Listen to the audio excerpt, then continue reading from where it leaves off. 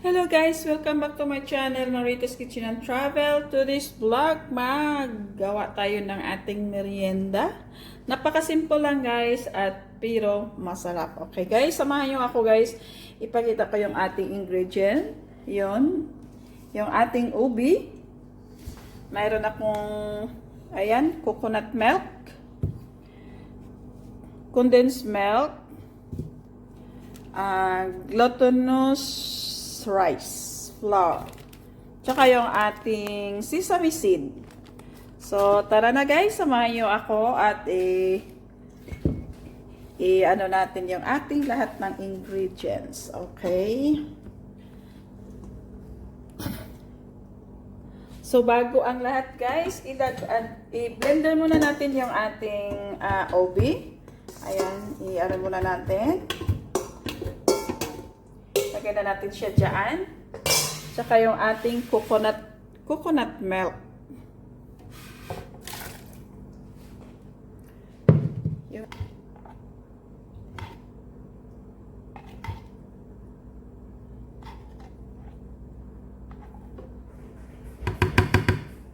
So, tsaka maglagay din ako ng isang kutsarang sugar.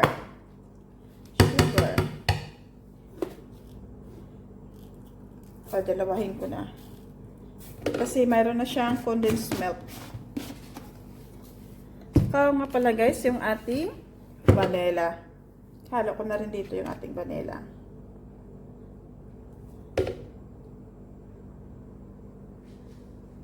One tablespoon ng ating vanilla. So, tara na guys, samahan nyo ako. I-blender muna natin siya. So, ito na yung ating blender na ubi. So, ilagay natin siya dito.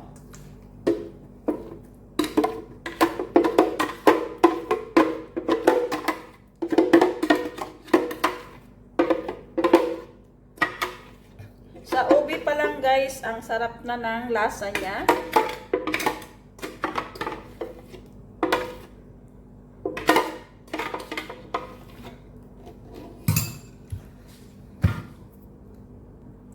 So, ngayon naman guys, maglagay tayo ng ating glutinous rice. Hindi ko na siya nilagyan ng tubig kasi maano lang naman, madali lang naman yung pagkaano natin. Tapos, ihalo natin siya, dahan-dahanin muna natin bago natin ilagay yung ating iba pang ano, ihalo muna natin siya.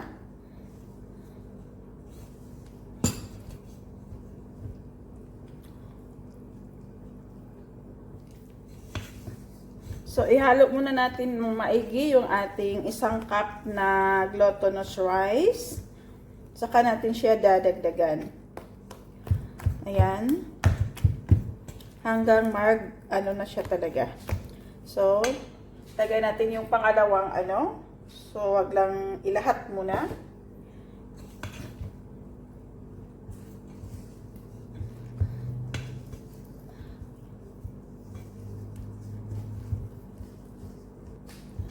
So, ayan, nahalo na lahat. So, lagay natin yung ating yung kalahati. So, ihalo ulit.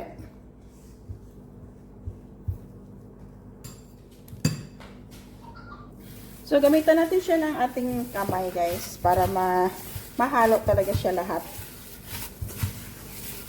Yun.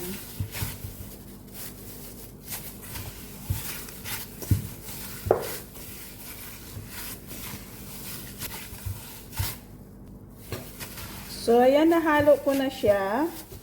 So, i-form lang natin siya ng parang ball. Tapos, i-flip muna natin siya about 1 hour. Bago natin siya i-holma. Okay? So, yan. Diyan muna natin siya ilagay. I-ano natin siya ng mga half hour bago natin siya i-holma. Okay. So, dito ko guys ilalagay yung ating sesame seed. Napakaraming sesame seed. Ayan. So, ganun lang yung ating gagawin. Ayan, maghulma tayo ng Ibilog-bilog lang natin siya guys. Pag ganyan. Huwag lang gaanong lakihan. Pagkatapos ay i-flat siya ng pakunti lang. Ganon. Tapos ilagay natin siya dito sa ating, ayan. So, okay na siya. Ayan.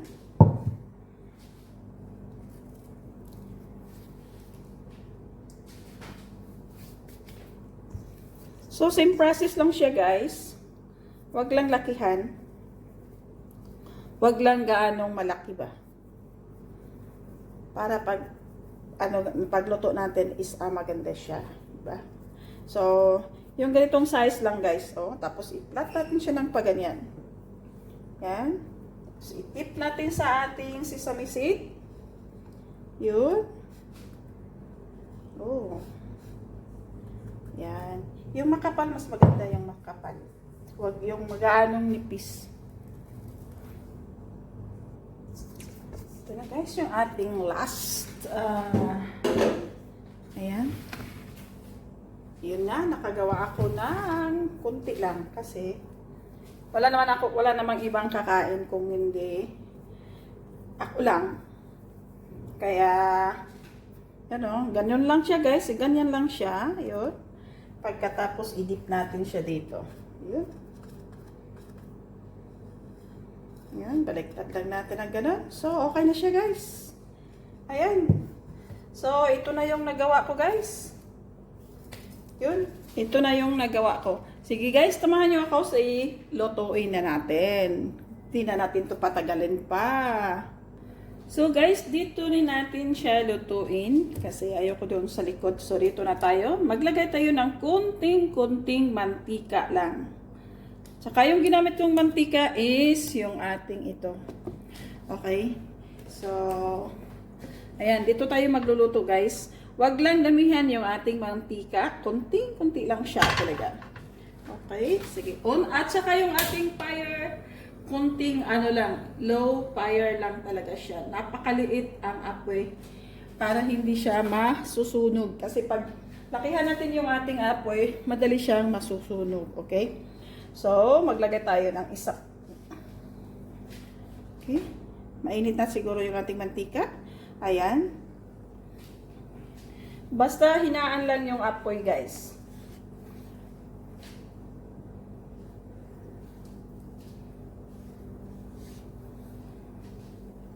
Ayan.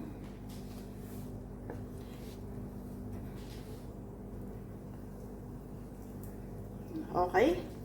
So, yun lang. Update na maya. Basta guys, yung apoy niya is ganito lang kahina. Ayun, hinaan lang siya ng kasi madali siyang masusunog guys pag malakas ang apoy. Kaya mahina lang talaga. At para madali ring maluto guys, takpan natin siya. Ayun. So, tingnan natin. Okay.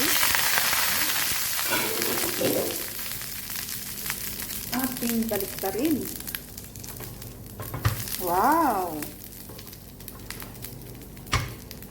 So crispy na siya, guys.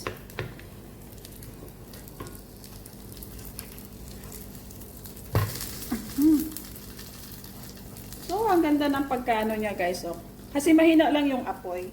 Kaya pag malakas yung apoy, madali kasi masusunog yung ano yan, sesame seed. Tsaka hindi pa siya maluluto. Ano na yung sesame seed. Yung sunog na ba. So, ngayon, takpan natin siya ulit. So, tingnan natin, guys. Okay. Wow, is luto na siya, guys. So, baliktarin muna natin. Para, ayun. Sarap.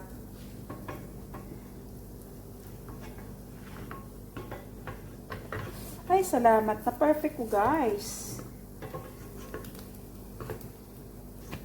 Okay. So, pag na ganito na yung kabila, guys, pwede na siya, luto na siya. Okay? Guys, malalaman mo siya, naluto na siya. Pag ipopost nyo siya, tingnan nyo, malambot na siya sa ilalim, di ba? Pag hindi pa siya luto, guys, hindi siya ganun ka, ano. Kaya, luto na siya, sa ilalim din luto na siya. Kaya hayaan lang natin muna siyang mag-crispy yung kabila. At saka nakikita nyo guys, ayun, yung umulbo siya. Ibig sabihin, luto na siya. Ayun o. Tumaas na siya. Yun. Ibig sabihin is, luto na siya guys. So, hanguin na natin siya. Oops.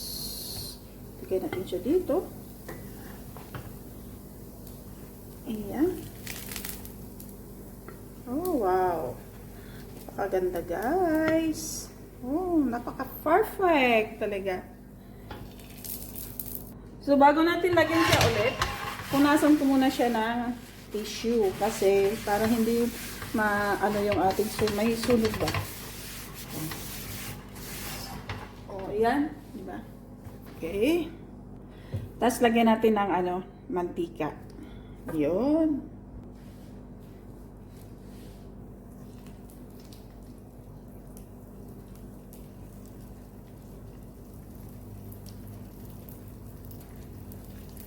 Ito na yung ating natapos na pangmerienda. Look at that guys. Sana magustuhan nyo. Ang sarap guys. Tingnan nyo. Oh. Wow. Wow. Sa ilalim guys. Tingnan nyo.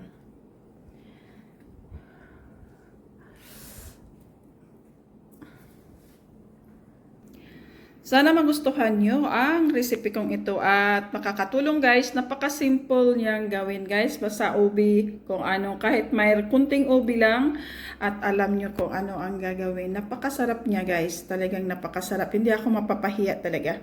Sana i-share nyo. Paki-comment sa hindi pa nakapag-comment. And then subscribe sa hindi pa nakapag-subscribe. At paki-ring yung bell para update po kayo sa mga susunod kong video. Thank you for watching and God bless. Bye. See you in my next video.